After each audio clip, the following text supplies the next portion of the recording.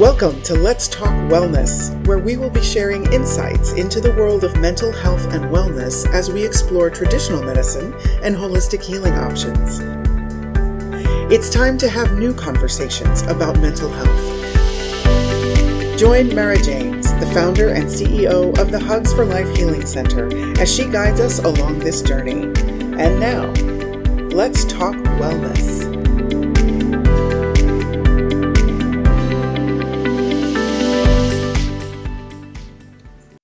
Welcome to Let's Talk Wellness. I am your host, Mara James, and I want to say thank you for joining us for today's conversation.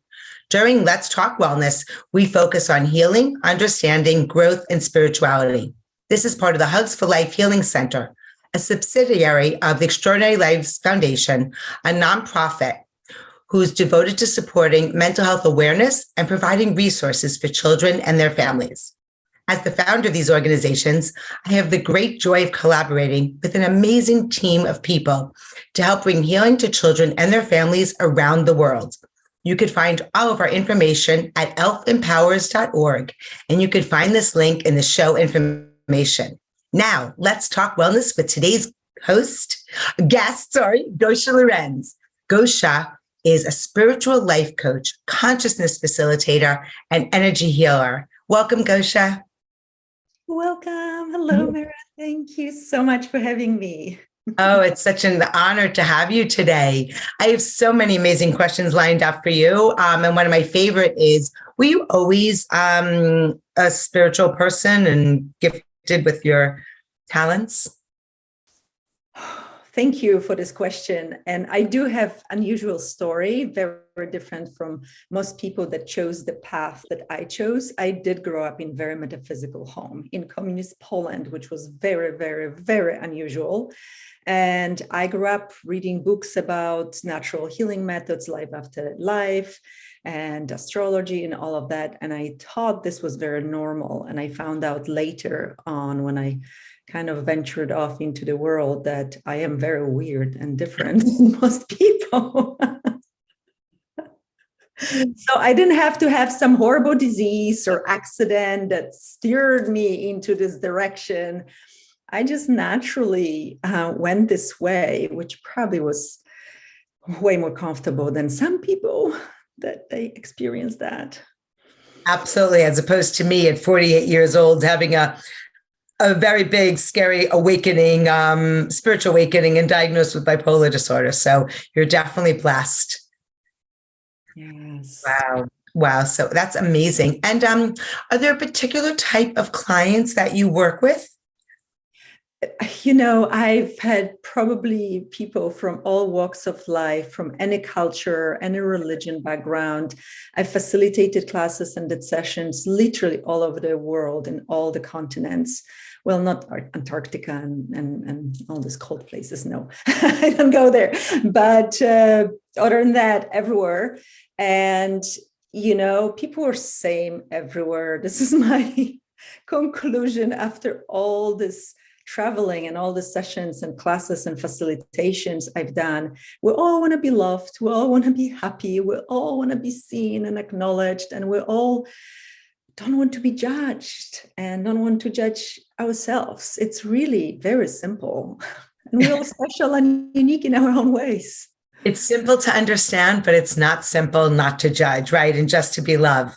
I love that. So as you're a spiritual life coach, consciousness facilitator, and energy healer, and those are all beautiful titles. But can you share with our friends watching and listening what those actually mean and entail?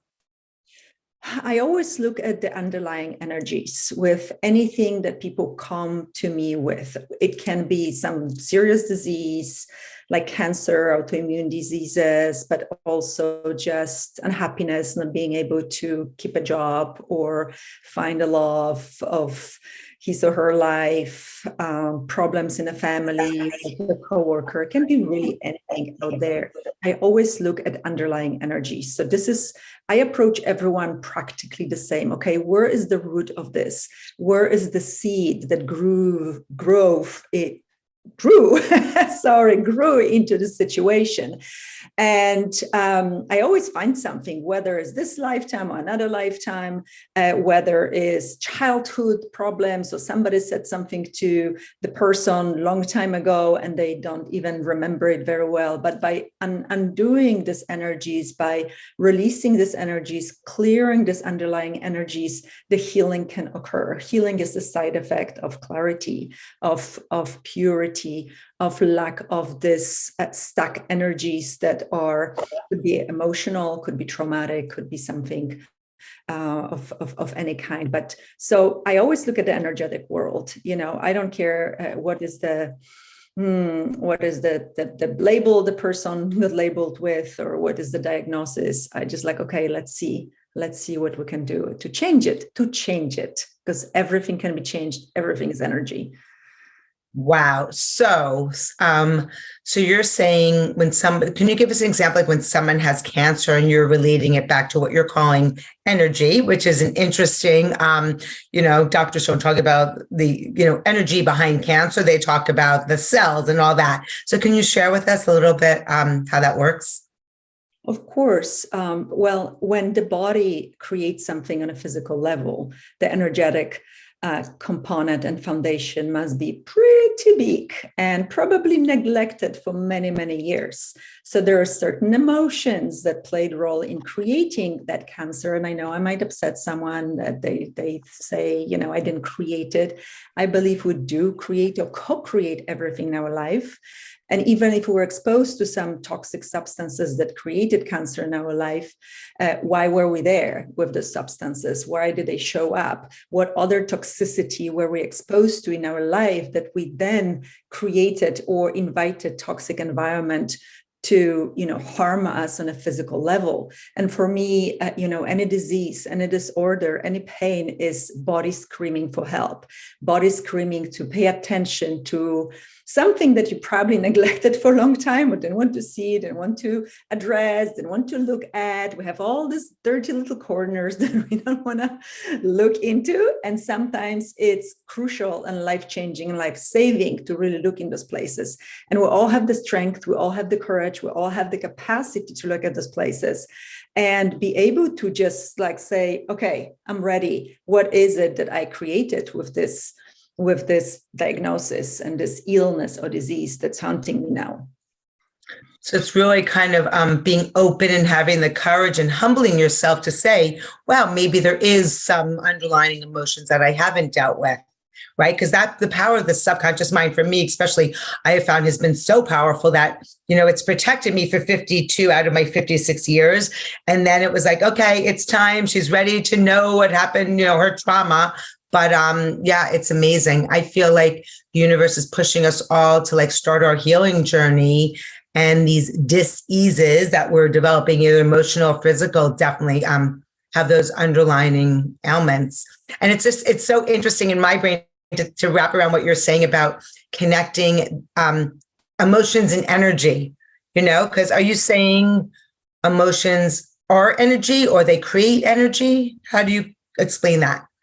Well, look at the word emotion, emotion, energy in motion. So we all have emotions. Of course, we all experience emotions. We're not robots, but the healthy emotions should just come and go like a wind, come and go, maybe ruffle your hair and you experience it, you acknowledge it, you feel it, and you move on. But if it's kind of, you want to suppress it, you don't want to show it, and you keep swallowing down your anger and your irritation and you're just resentment at someone, if you kind of keep stuffing it, stuffing, like if you stuff your closet until it bursts, it's gonna burst. So it's the same with the body, yes, and emotions, energies, and they are healthy, and we all have to experience them, but acknowledge them, that it's just something I'm experiencing, not make a big deal out of it. And if you blow up, you blow up, oh, well, you can apologize maybe later, and maybe next time you see it coming and you behave better. Wow. And I love, on Saturday, I was able to get my husband to agree to have a session with you, which of course I'm always there to quote unquote hold his hand. So I was there and we were on speakerphone, and, of course, he agreed to it. And then the day came and he's like, no, I don't need it. And I'm like, okay. And there you called and we're on speaker. And what was so beautiful, of course, I'm like, well, Gosia, before we start with Kenny, can we start with me? And I was having this really big pain in my back. And if you can explain how you helped me figure out, and I'll explain it how I understand it. And of course, you explain it how it was, but that somebody like consciously or unconsciously can create an energetic cord to another person, and actually it can really hurt them. So somebody was doing that to me. But if you can explain it a little more. Yeah, this is something, it's like phenomenon that I discovered some time ago, like years ago, in working with people, because I was looking for all the underlying energies. And then I would see something is still blocking their heart or their solar plexus in the front or in the back. So I always ask questions. I work through asking a lot of questions and reading energy of what comes after the question. So I started seeing and perceiving, I perceive more than I see, these cords, and they look differently. They can look like a root is going into your body and it's kind of intertwining with everything, or it can look like almost like umbilical cord, something growing into you. It's like a thin little line connecting you to someone. And I started asking more questions. What is it? Where's it coming from? So I asked, is it coming from a person? Oh, yes. Okay. Is it coming from a male or female person that is your family or non-family? So we can narrow down. And usually at this point, people know, like start blurring out names. And usually it's the first or the second, the worst case scenario, because they know. And so what I've seen with this cords, they're usually not very positive, and they have different roles. So usually they suck your energy or affect your energy flow. They can be quite controlling, even in family members, which would be like, oh yeah, my mom has, or my grandma has a cord in my heart. So we then examine, because sometimes maybe you want to keep it, or with a lover or husband or wife. But like 99 out of 100, they're not very positive, because there is, even if it's a loving, there's underlying control energy. So if you have, let's say, grandma connecting to you, or some family member in you, do they really believe you can make it in life? Do they really believe you're strong enough to go through life? Do they really believe you are empowered, beautiful, powerful being of love? Or I'm just going to make sure you're going to be fine. And oh, no, you shouldn't go this way. You should go this way. So, there's usually a control element to it. So sometimes when it's very, very pure and it's mom to a child, they want to keep it and it feels really good and really pure. And maybe the child is going through a hard time and they need a little bit of support. But usually they're like, oh, no, I don't need it. Oh, no, I don't want to do it to her, because they realize what it does. And it's quite fascinating to feel when we kind of, sometimes you just uproot it, sometimes you can cut it, sometimes you just gently pull it out. Sometimes it's like a big pipe going into your solar plexus that sucks you dry. And we have to like kind of just undo this whole thing growing into you. People feel so different immediately, especially if they have many of the cords. Some have like 10, 20 of them, and they're really draining them, and they don't feel like they're strong enough or powerful enough, or that they can do anything. So it's a very fascinating subject. Yeah. And is this something like, obviously most people don't know that they have a cord attached to them. Is there a way for to teach people how to remove them themselves, or is it really just working with an energy healer like yourself to remove them? Well, my first job is to educate and empower.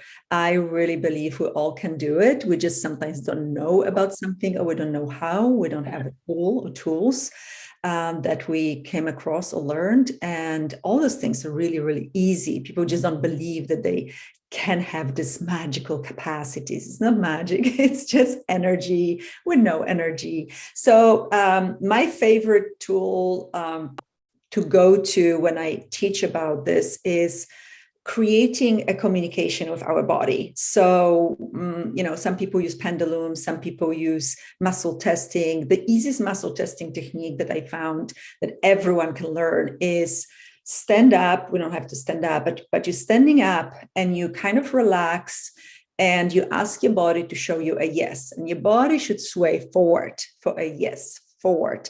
Now body, show me a no. The body should go backwards. If it's like wobbly and going right and left, there are different things that can show up. But usually it's a very clear yes or very clear no. So I can ask. I'm Gosia, my name. Yes, I am clear. Yes, but if I'm not clear, okay, do I have an energy cord in me? Yes, like I do it fast and I know immediately where it is. So sometimes I have to, okay, is it heart or solar plexus to pinpoint it more? But you can just play detective and ask, okay, is it coming out? Is it in my heart? Is it in my throat? Is it in my solar plexus? Is it in my sacrum or genital areas, which very often happens with the excess, the excess that we're trying to get away from. And you ask questions until it's a yes. So let's say you found that you have a cord in your heart. I also ask, is it in the front or is it in the back? Because often, like with the excess of people from our past, they're in the back, like somebody is trying to tag on us, pull us into their space, or like sneak their energy onto us. And then, okay, it's in the back, in my heart. Okay, you can even ask, do I need to know what it is, who it is? Maybe it's a no, you just.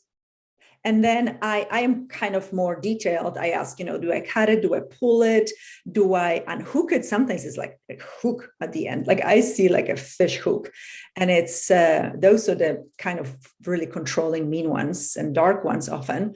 So then you can, okay, is it like a root? Then you imagining you're pulling a root out of the ground, a weed out of the ground. You want to do it slowly so the roots don't break off, right? So it doesn't grow back. So you do it slowly.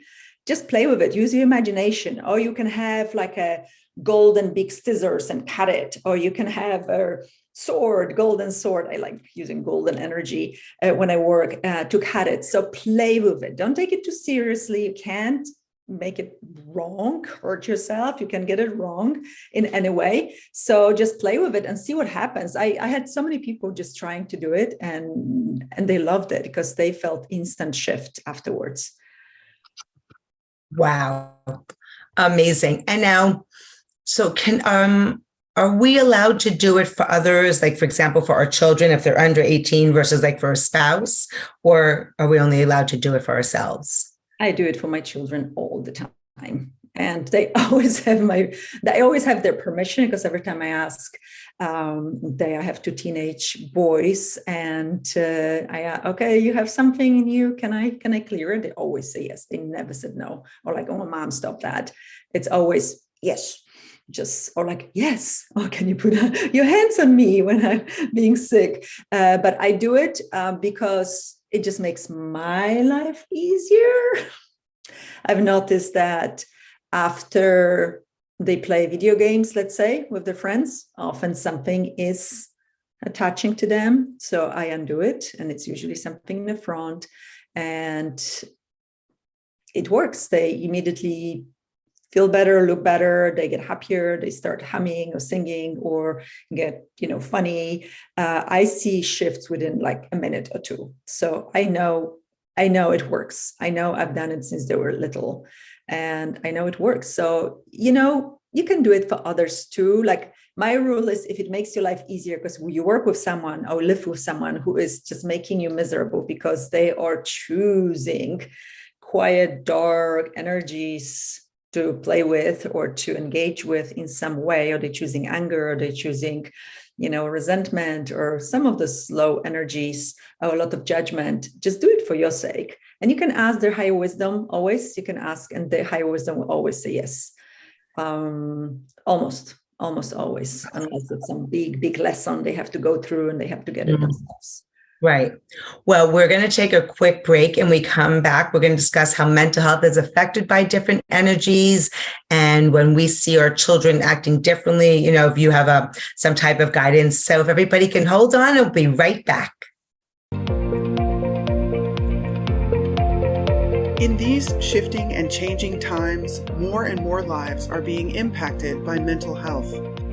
The Extraordinary Lives Foundation, also known as ELF, is transforming the way people view and navigate mental health challenges. Their mission is to improve children's mental health and wellness and support families by providing educational tools, resources, and awareness events. ELF encourages families to recognize symptoms, overcome the stigma, and reach out for help.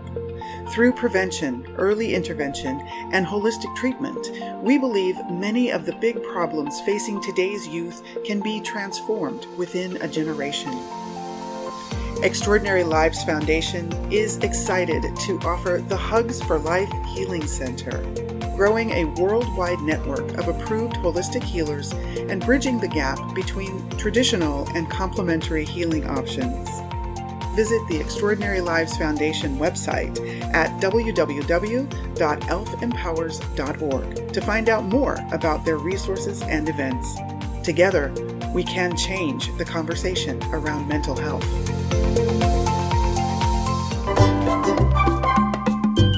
We hope that you're enjoying today's Let's Talk Wellness podcast.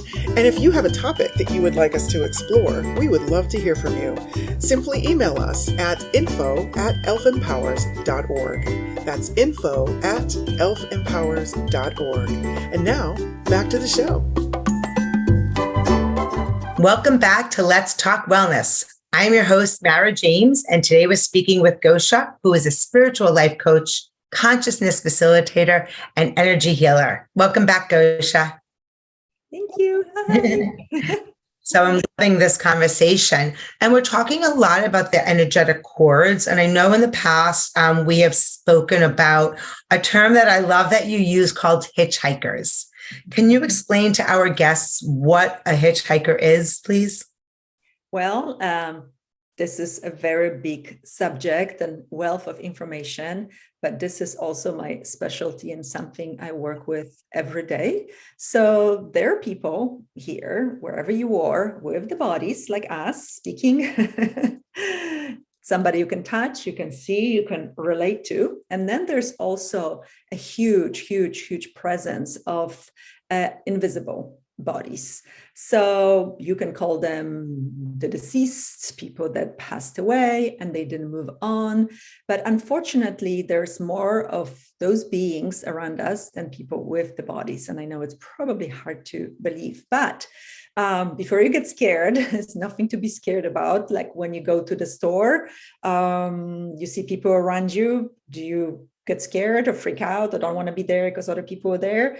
It's the same. It's just there's more people without bodies around you, but they're the same. Like if somebody was your nice neighbor with the body, they're going to be your nice neighbor without the body unless they moved on. So please don't be scared. Like they really need our support and understanding and being embraced and acknowledged rather than us being scared. Like, would you like to have people be scared of you when you die? Like, I don't want people to be scared of me. I want them to be, hi, you're back without the body, right? Like, I don't want to scare anyone. And I know that most of these people don't want to scare anyone. They just confused, they lost, they don't know what's going on. They didn't get any education about what happens when you die, when they were here, even on the deathbed, probably, or in a hospice. They might have had some religious support, but it also might not have prepared them what will happen when you die. And there are different things that can happen. People die on drugs, on alcohol, very suddenly during the surgery, under anesthesia, and they really very confused after they passed away because nothing seems the same anymore, and they don't even know that they died. So it can happen that they look for another body. They look for another body that is vibrationally compatible to what they were. So whatever, very often is more on a negative side, because the ones that were more conscious and more loving and more clear, they move on, they don't stay here. So from my experience, it's either the people that weren't very conscious, weren't very clear, weren't very aware, they're the ones that stay here, or the ones that still have some unfinished business. So maybe, if your parent dies suddenly, or a grandma or grandpa, and they didn't finish the business here, like the company is, under some stressful situation and they feel still responsible, because we take a lot of our human qualities with us. Okay, so they want to make sure they get the will, or the will wasn't written, or they didn't get to say goodbye, or didn't get to apologize to someone. They might want to stay, and they don't really have the sense of time. So 20 years later, grandma might be still around trying to say goodbye to you because she loved you so much, and you're like, I'm feeling really strange and really spooky right now. So what can happen? Hitchhikers, it's more. So I gave you like a big foundation of what can happen. Okay. So as I said, somebody might be looking for a body that resonates similarly. So when you tend to maybe get upset for no reason, or have one too many drinks, one too many times, you might have a special frequency energy that will be attractive for those entities. So people with addictions usually will have more entities, especially if they like to lose consciousness or not really feel and numb themselves with substances. They usually have a lot of hitchhikers in them. And it's not uncommon for people that to have 2, 3, 4 extras. And I've seen 20 and 30 extras. So what's the result of it? Maybe you normally a very happy person and very easygoing, and suddenly you went to a concert or you went somewhere and you came back feeling strange, feeling off. You're kind of irritated, you're heavy, life suddenly is not that great anymore. And you kind of feeling really different and you don't know what's going on. You maybe talk to a girlfriend and you're still not feeling better. You watch some comedy, you're still not feeling better. Whatever or went for a walk, you're still not feeling better. Maybe there's someone else in you. Maybe there's 2 someone else's in you, and they're affecting you. So this is a really good thing to know.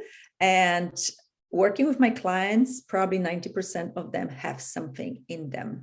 And they might be people that work on themselves. They really have been on the path for a long time. They just weren't aware of this particular thing. That's why I believe we need to know about those things without a fear, because there's nothing to be scared about. It just is. And to be very pragmatic about it. What can I do about this? Does it work for me? No, definitely not. Do I want to change it? Can I change it? Yes. And is that something, again, that people can help clear themselves, or do they need a professional? Well, sometimes, I've seen a more like darker presence, that like real possessions, like real possessions, like you see in movies. I worked a lot with these people. Usually you need help because you really affected too much to make conscious choices or to make clear choices or have even power to say no. Usually you can help yourself though. Remember that sway test, forward, backwards, that I showed you some minutes ago. You can do the same with entities, with ghosts, spirits, hitchhikers, however you want to, or unwanted energies, however you want to call it. So you can ask, am I the only, so I am Gosia, am I the only one in my body? I am, but what if you go backwards? You're not the only one in your body. You can just ask, okay, is there someone in my body that it's not me? You will go forward. All right. So how many? Is there 1 extra? No. Is there 2 extras? Yeah. Okay. So what you can do, imagine you coming home and there's like 2 homeless people in your house because you forgot to lock the door maybe, or a window or a balcony door. Do you like say, awesome, help yourselves to my food and wine? Or you like, no, you are not invited here. You are not welcome here and you need to leave. You can do it kindly, but kind of firmly. So you can do exactly the same with those beings in you. Like, no, thank you very much, but no, thank you. And you can't use my body. You can't be in my body. You're actually hurting me, or you're affecting me negatively. And I gave you no permission that I remember. Usually there is a permission on some level, but we don't need to talk about it. But I'm giving you no permission. And if I gave you any permission, I revoke this permission and you need to go now. So usually they go really fast after being seen and exposed. So this is the case for like just hitchhiker, random entities, beings, energies that can come in our body. Sometimes there's someone that doesn't go. If the person doesn't go, you need to maybe investigate a little more. Okay, is this someone I know? Ooh, all right, okay. Is this someone from my family that passed away? Oh, then you look at people you know that passed away from you. You can ask my mom's side or dad's side. Usually you will know. The name will pop in your head, or you will have an image or memory of a person. And then it's like, oh my gosh, it's grandma. She did die a few months ago. Is she here? And then if you really don't think you can get an information, energetic information, and energetic information is just like a thought popping in your head. It doesn't have to come with harps and angelic singing coming into your head. No, it's just like a thought. It's a knowing, it's a sensation, it's a sensing of something. Okay, is grandma here to say goodbye? Yes. Thank you so much. I love you so much. I miss you so much. Thank you so much for coming. And I know we didn't get to see each other before you passed away. You've been wonderful, and I have the best memories with you. Or maybe not. Maybe, I'm sorry for what I've done to you, or I'm sorry for not spending more time with you, or whatever it is. Just try to have closure. It's about closure. Just a goodbye, or I'm sorry, or I forgive you for what you've done. So this is very often a very beautiful process.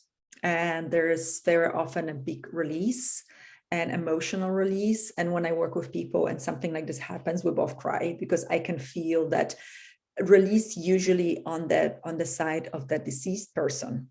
They are so grateful because they don't have to be stuck anymore. They can move on. They can go to the source. They can go back to where they came from, and they don't have to be here. So it's really beautiful, and it's so uplifting to witness it and experience it as well. I love that. And I'm assuming, with these darker energies or hitchhikers, I'm sure it could have an effect on one's mental health and wellness. And my daughter had a friend, and she said he had such a darkness taken over in him, like even in his eyes. And he took his life at 20 years old. And I'm convinced, it just makes me want to cry. I'm convinced that something took over him and they didn't know how to help him. Yes. Oh, I'm so sorry to hear it. It's, for me, it's 100%.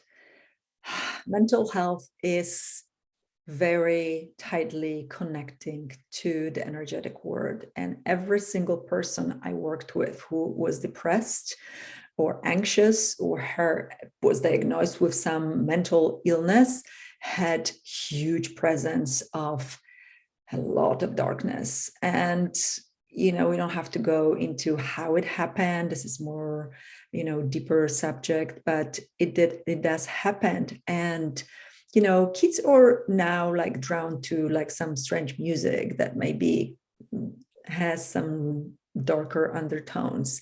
They like to try drugs. They like to be with maybe friends that kind of have this dark side. They love horror movies. They're full of, there's a whole field of energy around the horror movie that contains those energies. I can feel them. I used to love horror movies when I was young. Now I want them near. I can't even look at a poster of it because I can feel what's like lurking in this energy. But it's very easy, and not to mention social media, not to mention being on the phone all the time and electronics that are very easily taken over by those energies. So for me, when somebody is depressed and suicidal, it's literally 100% entities influence, and it can be changed.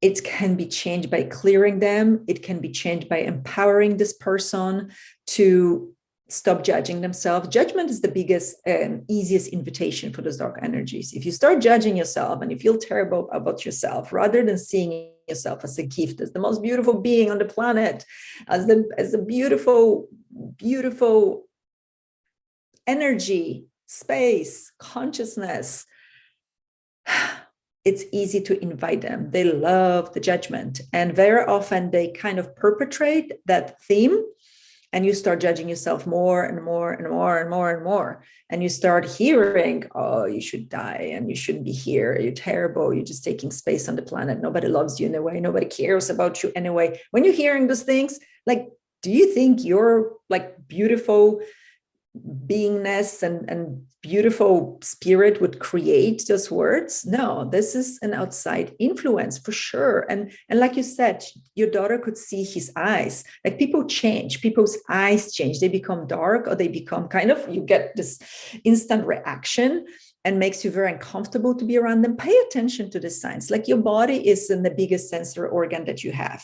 So when you're feeling strange next to someone, or maybe this has been a lovely person and now you're kind of like crawling out of your skin, please pay attention to it. You know, there's a lot of dark influences right now lurking in the darkness and coming out of the woodworks to take us over. There's a fight for every beautiful soul on the planet.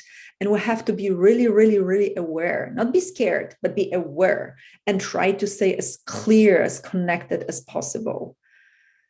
So when somebody's feeling depressed or suicidal and they are prescribed medication, which I think is great for stabilizing, does it help lessen that voice in the head, or does it do anything, or do they still need to clear the energy? I think they do have to address that energy. First of all, find like what happened that I invited those energies. So did I judge myself? Did I compare myself on to someone on TikTok or Instagram who looks better, skinnier, sexier, whatever that is, or stronger, more masculine than me? Did I judge myself? Did I feel terrible because of what my friend said or somebody said? Because I'm telling you, it really starts with the judgment. And the harsher the judgment, you know, kids are being bullied right now for being different, and being bullied for standing up maybe to something or believing in something. And that's also like when you get angry or sad or depressed about that, because of some external circumstance, you might start inviting those energies. So addressing the energies is very, very important, and naming it what it is. Okay, am I clear? No. Am I the only one in my body? No. Do I have, you know, something darker trying to control me? Yes. And I do come in with this heavy duty energies that I believe sometimes people do need help, outside help. But when I work with people, I teach them everything and I explain everything. And we always look for the foundational energy that created this in the first place. And we usually can pinpoint the very moment. It could have been something in your childhood, could have been something traumatic, could it be something more on abusive side, molestation, that the person starts looking at themselves as something less than, something not valuable, something wrong, or someone wrong. And once we address that and clear it or talk about it, because it needs to be talked about. It's not something, you know, of course, medicine is great, but it will not clear a demonic present. It just won't. Right. And it's funny. I mean, the Bible talks all about quote unquote demons and demonic energies. So it's not something that's even out there in woo. It's something right there in the Bible. I clear demons almost daily with people, like almost daily. Negative thought has demonic energy already. Anything negative, because those are created entities as well. So a lot of negativity can create this energetic field that will feel demonic and dark. It doesn't have to be, you know, coming from the devils and be like real demon. It can be just a very intense, energetic, negative thought. Wow. And so when you're at the supermarket and you see people, do you see energies around them?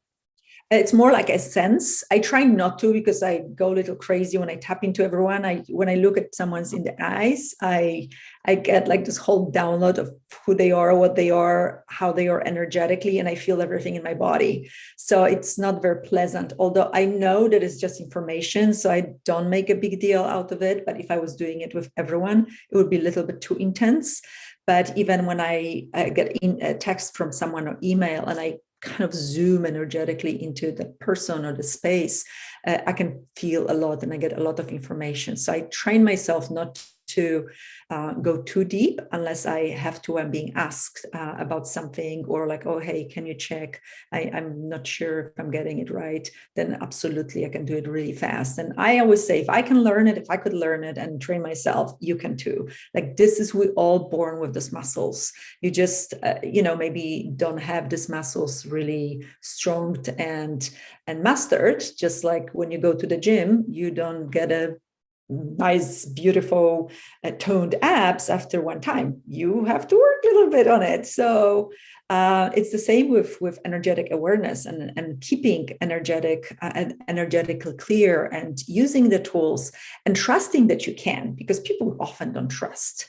You can do it. Of course you can do it. We were born with those capacities. This is nothing special. Really, it's not. So what do you do if you're talking to someone, you meet them at a party, you're looking in their eyes and you like feel some darkness? Like, do you say anything or you just ignore it? Like, it depends. It really depends. I ask very quickly, or sometimes I go to the bathroom and ask more questions like, can I really say something? Is this person going to be open? Can I just clear them quickly? Very often what I've noticed in my presence, a lot of entities will, because I look at them kind of energetic, just like, I know you there, guys, or like, step back, because I can't even talk to this person. They will step back or they just go away. But my experience is I can clear someone all the time, because some people have really tendency to like take on those hitchhikers. They really do all the time. They're like different personalities all the time. And I don't know what even happens there, but they're like something else all the time. So I can clear it. I can clear them every day, even if I have to be in their presence every day because we work together, let's say, or we live together. But if they don't get an education and any information, they won't be able to. It's kind of like, I don't know. I think it's very important for people to take charge and responsibility for their all energetics, for their lives, for their behaviors. So I always see if I can plant a seed, if I can say something, if I can say like, how are you feeling today? Like, are you feeling fine? Or like, are you feeling, oh yeah, I feel tired, I feel weird. I'm like, I don't know, just irritated. So then I know, like, can I ask you a question, or would you be open to like exploring it?